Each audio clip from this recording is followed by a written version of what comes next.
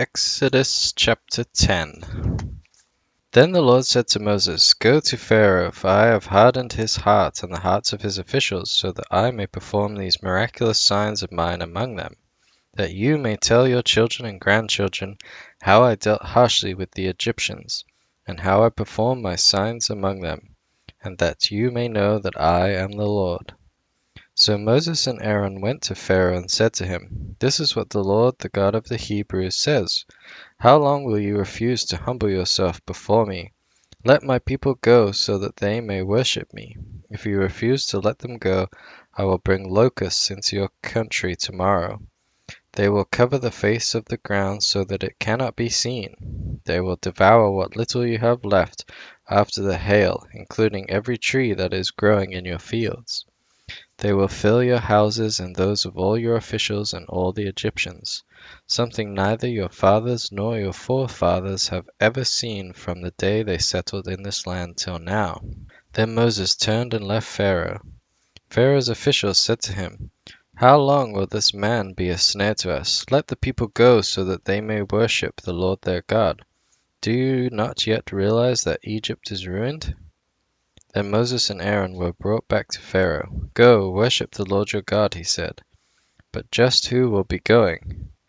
Moses answered, We will go with our young and old, with our sons and daughters, and with our flocks and herds, because we are to celebrate a festival to the Lord. Pharaoh said, The Lord be with you. If I let you go along with your women and children, clearly you are bent on evil. No, let only the men go and worship the Lord, since that's what you have been asking for. Then Moses and Aaron were driven out of Pharaoh's presence.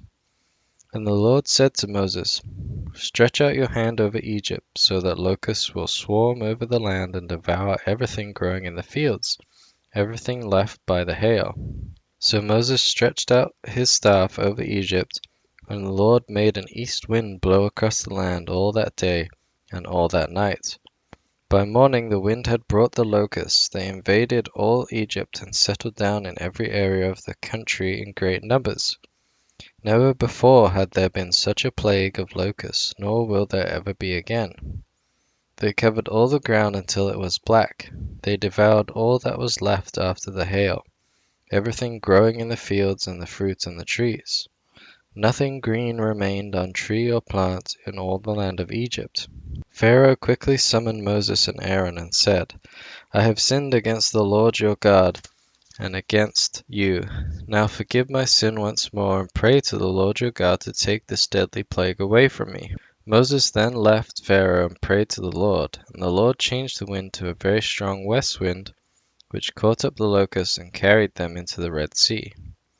Not a locust was left anywhere in Egypt, but the Lord hardened Pharaoh's heart, and he would not let the Israelites go.